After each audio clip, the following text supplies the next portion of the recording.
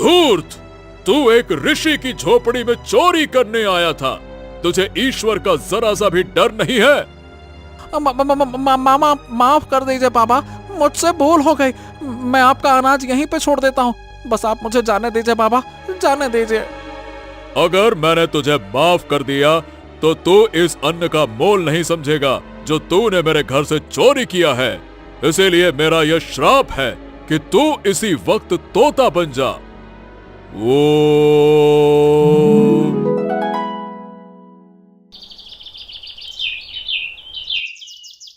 किसी गांव में एक गरीब लकड़हारा रघु अपने छोटे से घर में रहता था।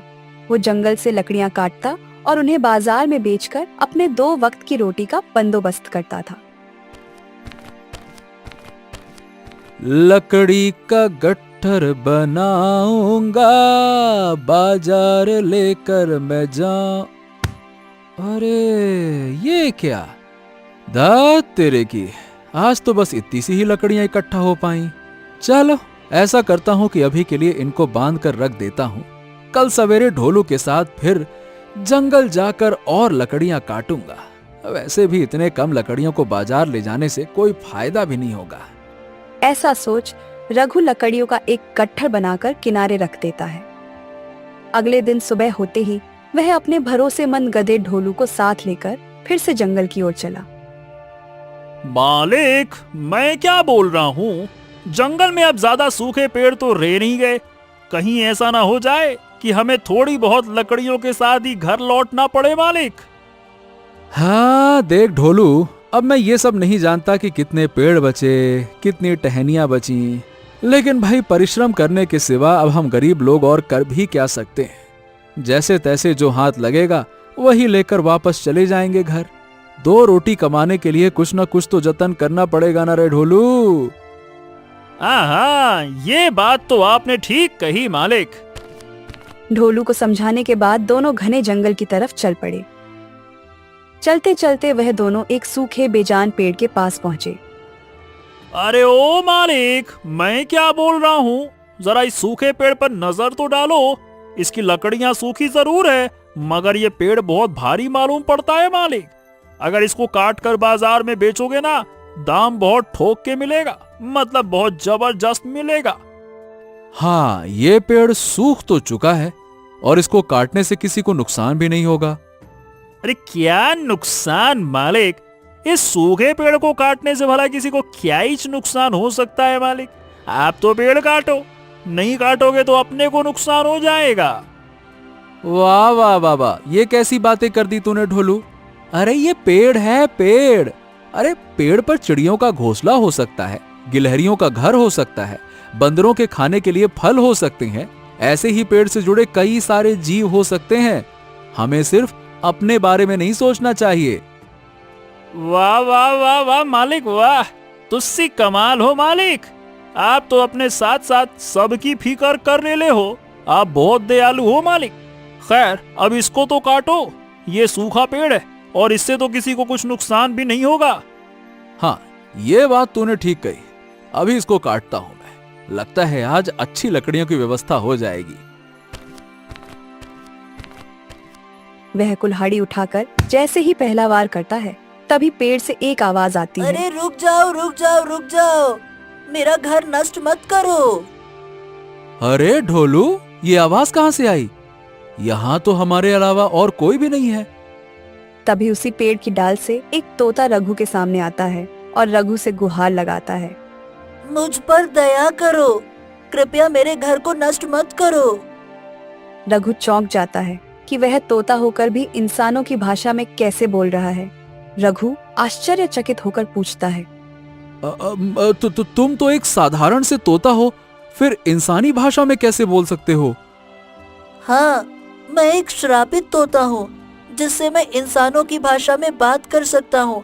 कृपया करके आप मेरे इस घर को मत उजाड़िए। मगर सारे पक्षी तो हरे भरे पेड़ों पर घोंसला बनाते हैं, तू इस सूखे पेड़ पर क्यों आकर बैठा है भाई? और इसी को अपना घर बनाने के लिए क्यों चुना तूने, ये बता पहले तू मेरे को। ढोलू की बात सुनकर तोते ने गहरी सांस ली और धीरे से बोला, क्योंकि मैं जन्म से पक्षी नहीं हूँ, मुझे एक ऋषि का श्राप मिला है। मैं भी पहले कभी एक इंसान था।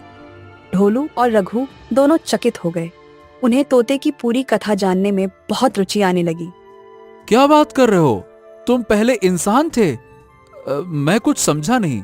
अच्छा, एक काम करो, तुम अपने बारे में हमें विस्तार से बताओ। आखिर तुम्हारी पूरी कहानी क्या है? किसने तुम्हें श्राप दिया, क्यों दिया? दोनों के इतना आग्रह करने के बाद तोता उन्हें अपनी कहानी सुनाता है। पहले मैं एक चोर था और रोज की तरह उस दिन भी चोरी करने के लिए निकला था। हाँ, आज तो कुछ भी हाथ नहीं लगा। काफी समय से बस भटके जा रहा हूँ। क्या भगवान, क्या कर रहे हो? अचानक दूर से ही चोर को एक झोपड़ी दिखी।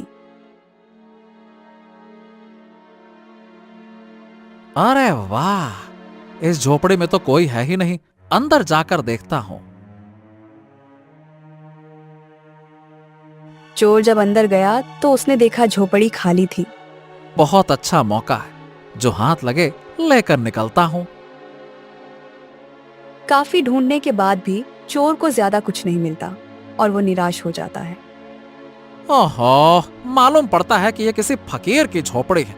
हाँ, अब ऐसे में और क्या ही उम्मीद कर सकते हैं। हाँ, कुछ भी हाथ नहीं लगा। फालतू में मैंने अपना समय अलग बर्बाद कर दिया। तेरी तो। और इतना सारा अनाज। चलो, अब यहाँ घुसा हूं तो खाली हाथ बाहर जाने से अच्छा है ये अनाज ही उठा लेता हूँ। हाँ। चोर जल्दी से अनाज को एक पोटली में भर लेता है और झोपड़ी से बाहर भागने लगता है। तभी ऋषि वहां पर आ जाते हैं। हाँ, धूर्त, तू एक ऋषि की झोपड़ी में चोरी करने आया था। तुझे ईश्वर का जरा सा भी डर नहीं है? मामा, माफ कर दीजिए बाबा, मुझसे भूल हो गई। मैं आपका अनाज यहीं पे छोड़ देता हूँ। बस आप मुझे जाने दीजिए बाबा, जाने दीजिए। अगर मैंने तुझे माफ कर दिया तो तू इस अन्न का मोल नहीं समझेगा जो तूने मेरे घर से चोरी किया है। इसीलिए मेरा यह श्राप है कि तू इसी वक्त तोता बन जा। जब अन्न के एक एक दाने के लिए दिन भर मेहनत करना पड़ेगा, तब तुझे उसकी असली कीमत समझ में आएगी।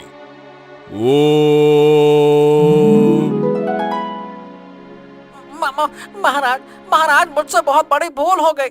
आज से मैं ये चोरी करना त्याग दूंगा और मेहनत करके अपना पेट भरूंगा। कृपया करके महाराज मुझे क्षमा कर दे। क्षमा कर दे महाराज, कृपया करके मेरा असली रूप मुझे प्रदान करें महाराज। चोर बहुत रोया, गिड़गिड़ाया। उसके करुणा भरे पश्चाताप को देखकर ऋषि को दया आ जाती है। बालक, शांत हो जा। मैं अपना दिया हुआ श्राप तो वापस नहीं ले सकता, किंतु इससे मुक्त होने का उपाय जरूर बता सकता हूँ। हाँ, हाँ, तो उपाय बताइए ना महाराज, जिससे कि मैं इस श्राप से मुक्त हो सकूं। जब तक अपने वर्तमान रूप में अपनी खुद की मेहनत की कमाई से किसी संत को अन्न दान नहीं देगा, तब तक तू इस श्राप से मुक्त नहीं हो पाएगा। बस तब से मैं इस रूप में भटक रहा हूँ। कोई पक्षी मुझे अपनी जात में नहीं अपनाता, इसीलिए मैं इस सूखे पेड़ पर अकेला जीवन बिता रहा हूँ।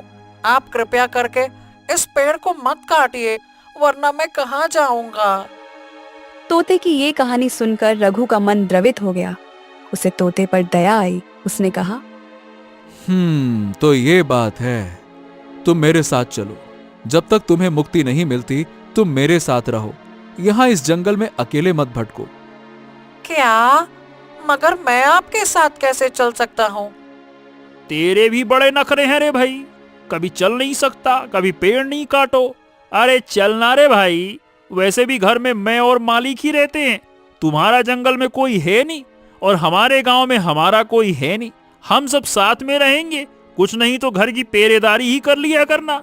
अब चल भी रे। तोता रघु के साथ उसके घर चला गया। आहा, ये घर तो बहुत ही अच्छा है और मेरे लिए सुरक्षित भी है। मुझे यहाँ पनाह देने के लिए आपका बहुत बहुत शुक्रिया मेरे दोस्त। शुक्रिया से काम नहीं चलेगा भाई। तुम्हें कल से हमारे कामों में मदद करनी होगी। हाँ हाँ हाँ, मैं तैयार हूँ। बताइए, मैं आपके लिए क्या कर सकता हूँ? अरे देखो, सीधी बात है, मैं तो बस एक लकड़हारा हूं और तुम्हें मेरी लकड़ियां काटने में मदद करनी होगी, क्योंकि तुम पक्षी हो, ऊंचा उड़ सकते हो। इसीलिए तुम्हें उड़ते हुए ढूंढना है कि कौन सा पेड़ काटने लायक है, ताकि मैं वहां पे जाकर उसे काट सकूं।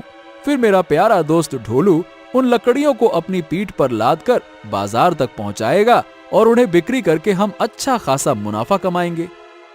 अरे वाह, ये तो बहुत ही अच्छा विचार है। बस कल से हम काम शुरू करेंगे। अगले ही दिन से तोता हर सुबह जंगल में उड़कर पहले सूखे पेड़ खोजता, फिर रघु को आकर बताता। रघु पेड़ों को काटता और ढोलू लकड़ियों को बाजार तक पहुंचाता। इसी तरह से कुछ महीने बीत जाते हैं। दिन ब दिन उन तीनों की मेहनत रंग लाने लगी। प्रिय तोते, तुम्हारे कारण हमारा जीवन बहुत आसान हो गया। पहले पेड़ों को खोजने में सारा का सारा दिन निकल जाया करता था, और फिर उन्हें काटो, फिर बाजार तक ले जाओ। बाजार तक ले जाने का समय ही नहीं बचता था। पर अब तुम्हारे कारण समय भी बचता है और मुनाफा भी ज्यादा मिलता है। ये बात ना तुमने मालिक बहुत सही कही है, एकदम 100% की बात। जितनी मदद हमने इस तोताराम की नहीं की ना, उससे ज्यादा मदद तो इस तोते ने हमारी कर दी है। ये तो आप दोनों का प्रेम और बड़प्पन है, वरना मैं वहाँ उस जंगल में अकेले ही मर जाता। आपने मुझे अपने घर में शरण दी और मुझे एक परिवार मिल गया। शायद अब मैं सुकून से मर पाऊंगा, और हो सकता है कि अब अगले ही जन्म में मुझे इस श्राप से मुक्ति मिले। तोते की बात सुनकर रघु और ढोलू थोड़ा उदास हो गए। उन्हें ये नहीं समझ आ रहा था कि तोते राम की मदद कैसे की जाए। अभी भी वो ऋषि के श्राप से परेशान था। एक दिन सुबह उनके घर के दरवाजे पर कोई महात्मा आए। अलग निरंजन।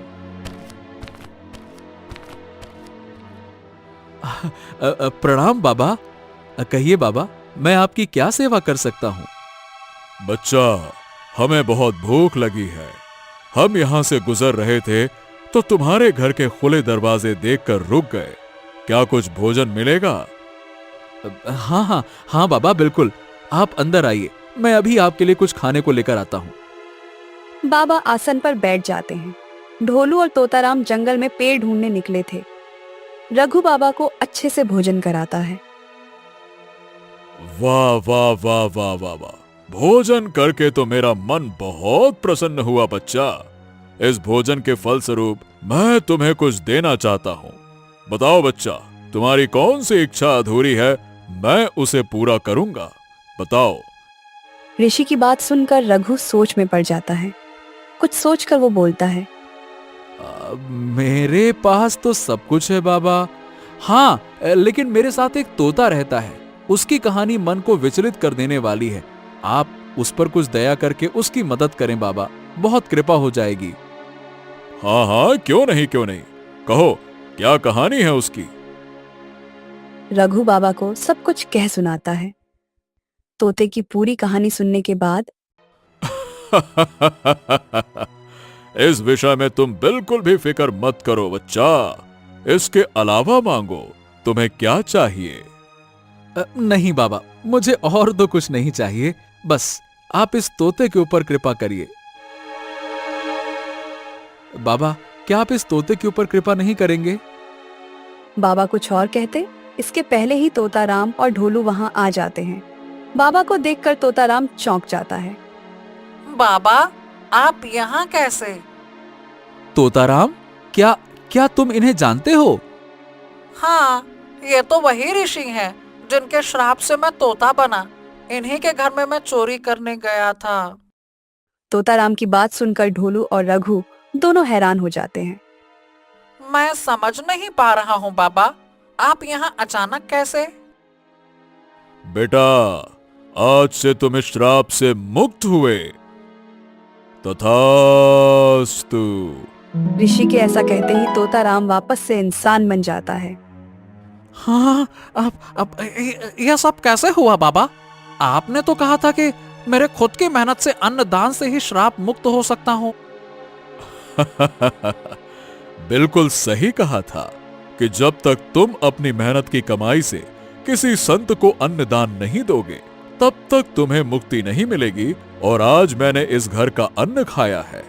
इस अन्न को कमाने में केवल रघु की नहीं, बल्कि तुम्हारी भी मेहनत है। इसीलिए तुम्हें इस श्राप से मुक्ति मिल गई। अच्छा, तो इसीलिए आपने मुझसे कहा कि तोते को छोड़कर मैं आपसे और कुछ मांग लूं। बहुत बहुत धन्यवाद बाबा। बिल्कुल ठीक बच्चा। तो अब बताओ, तुम्हें अपने हिस्से का क्या वरदान चाहिए? बाबा, वैसे तो सारा जीवन मैंने और मेरे गधे ने गरीबी में बिताया है। अब हम दोनों बूढ़े हो रहे हैं और अब हम में इतनी शक्ति नहीं है कि ये मेहनत का काम उसी ताकत से कर सके। इसीलिए आपसे बस इतनी विनती है कि हम पर कुछ ऐसी कृपा करें ताकि अपना बाकी का जीवन हम सरलता से बिता पाएं। जैसी तुम्हारी इच्छा, तथास्तु। ऋषि के आशीर्वाद से आंगन में एक पेड़ प्रकट हो गया। ये एक जादुई पेड़ है बच्चा। ये हर रोज तुम्हें इतनी लकड़ियां देगा कि जिससे तुम आराम से अपना जीवन यापन कर सकते हो। हाँ, आपके आशीर्वाद से मैं धन्य हो गया बाबा, धन्य हो गया। ये सुनकर ऋषि उस आदमी की तरफ देखकर बोलते हैं, तुमने श्रम, पश्चाताप और सेवा के रास्ते को अपनाया, इसीलिए आज तुम श्राप मुक्त हुए। अलग निरंजन। इतना बोल ऋषि मुस्कुराते हुए वहां से चले जाते हैं और वो आदमी भी श्राप मुक्त होके अपने घर को जाता है। रघु ढोलू उस जादुई पेड़ के सहारे आसानी से अपना जीवन बिताने लगते हैं।